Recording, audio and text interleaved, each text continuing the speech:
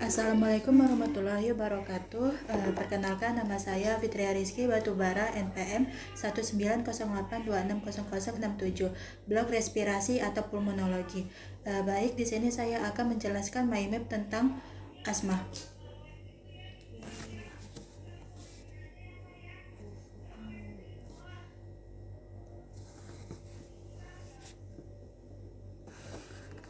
Apa sih pengertian dari asma itu? Nah, asma merupakan penyakit pada saluran bronkial yang biasanya muncul dengan mengi atau suara bersiul bernada tinggi yang terdengar saat bernapas, terutama saat bernapas. Kemudian etiologinya itu dia terbagi 4, ada yang pertama itu ada kegiatan fisik atau exercise, kemudian yang kedua itu dia kontak dengan alergen dan iritan, kemudian yang ketiga ada infeksi virus, dan yang keempat itu dia ada obat-obatan. Kemudian faktor resiko dari asma itu yang pertama ada yang genetik, kemudian yang kedua lingkungan, yang ketiga alergen, yang keempat ada asap rokok, dan yang kelima obesitas. Nah, kemudian patofisiologi dari asma itu dimana terbagi menjadi 4, ada yang bronkokonstriksi. Nah, dimana itu dia mengalami kejadian fisiologis yang dominan yang akan mengakibatkan timbulnya gejala klinis asma, di mana itu dia akan mengalami penyempitan saluran napas yang diikuti oleh gangguan aliran udara. Nah, pada asma eksaserbasi akut ini, kontraksi otot polos bronkus atau bronkokonstriksi itu dia terjadi secara cepat yang akan menyebabkan penyempitan pada saluran napas sebagai respon terhadap paparan berbagai stimulus termasuk alergen atau iritan. Kemudian yang kedua itu dia ada edema jalan napas, di mana saat penyakit asma ini dia akan menjadi lebih persisten dengan inflamasi yang lebih progresif yang akan diikuti oleh munculnya faktor lain yang akan lebih membatasi aliran udara. Kemudian yang ketiga itu dia ada airway hyperresponsiveness, di mana itu dia terjadi bersifat multiple, seperti inflamasi, kemudian dysfunctional neuroregulation, dan perubahan struktur, di mana ini dia akan mengalami inflamasi sebagai faktor utama dalam menentukan tingkat airway hyperresponsiveness. Kemudian yang terakhir itu dia ada airway remodeling, di mana itu dia mengalami keterbatasan aliran udara yang bersifat parsial reversible pada beberapa penderita asma. Kemudian dia itu akan mengalami perubahan struktur permanen yang terjadi di saluran napas terkait hilangnya fungsi paru secara progresif yang tidak dapat dicegah sepenuhnya dengan terapi yang ada. Kemudian tanda dan gejalanya itu dia seperti hipoventilasi dan kecemasan atau ansietas. Kemudian yang kedua itu dia ada dyspnea dan nausea. Kemudian yang ketiga itu dia ada wheezing dan diaporesis. Kemudian yang keempat itu dia ada sakit kepala dan kelelahan. Dan dia itu akan mengalami peningkatan napas pendek.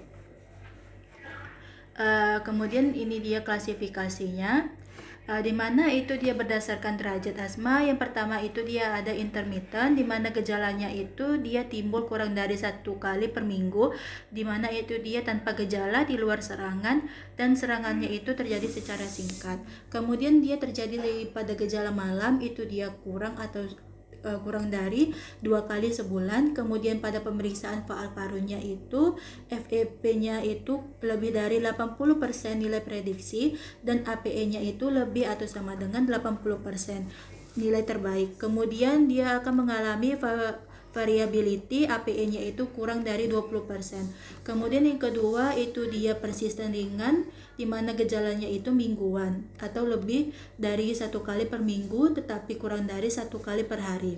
Kemudian serangannya itu dapat mengganggu aktivitas dan dia mengalami tidur. Kemudian gejala malamnya itu lebih dari 2 kali sebulan. Pada pemeriksaan faal parunya terjadi FEP-nya itu lebih atau sama dengan 80% nilai prediksi dan nilai APE-nya itu lebih atau sama dengan 80% nilai terbaik dan variability-nya itu variability APE-nya itu 20-30%. Kemudian yang ketiga itu dia ada persisten sedang, di mana gejalanya itu harian dan gejalanya itu timbul setiap hari. Kemudian serangannya itu dia dapat mengganggu aktivitas dan tidur, dan dia itu membutuhkan bronkodilator setiap hari.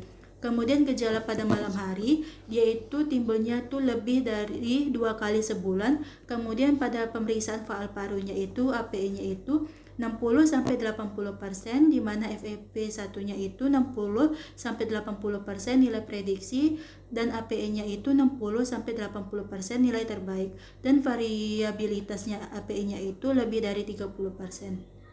Kemudian yang terakhir itu dia ada persisten berat, di mana itu gejalanya itu kontinu dan gejalanya itu terus menerus dan sering kambuh, dan aktivitas fisiknya itu terbatas. Kemudian gejala pada malam hari itu dia sering. Kemudian pada pemeriksaan faal paru itu APE-nya itu kurang atau sama dengan 60%. Kemudian pada FEP1-nya itu kurang dari atau sama dengan 60% nilai prediksi, dan nilai APE-nya itu kurang atau sama dengan 60% nilai terbaik, dan variabilitasnya APE-nya itu lebih dari 30%. Kemudian ini dia tata laksananya, ada golongan SABA atau short acting beta agonis. Contohnya itu salbutamol, di mana efeknya itu bronkodilator. Kemudian ada yang kedua LABA atau long acting beta agonis, seperti formoterol, dari mana efeknya itu bronkodilator. Kemudian ICS atau inhaled corticosteroid, contohnya budesonide. Kemudian efeknya itu antiinflamasi. Kemudian ada juga OCS atau oral corticosteroid, contohnya itu dia seperti prednisolon. Efeknya itu antiinflamasi. Kemudian yang ada juga LAMA atau long acting muscarinic antagonis, itu dia contohnya tiotropium, dan efeknya itu seperti bronkodilator. Kemudian ada juga golongan sama atau short acting muscarinic antagonis, contohnya itu ipratropium. Efeknya itu dia bronkodilator dan mengurangi sekresi mukus. Kemudian ada juga golongan LTRA, di mana atau leukotriene reseptor antagonis, contohnya itu dia seperti montelukast, efeknya itu antiinflamasi. Kemudian ada metelsantin, itu contohnya tiopilin, di mana efeknya itu antiinflamasi dan bronkodilator. Kemudian komplikasinya itu yang pertama ada status asmatikus, kemudian hipoksemia, pneumotoraks, dan emfisema. Ini dia referensinya.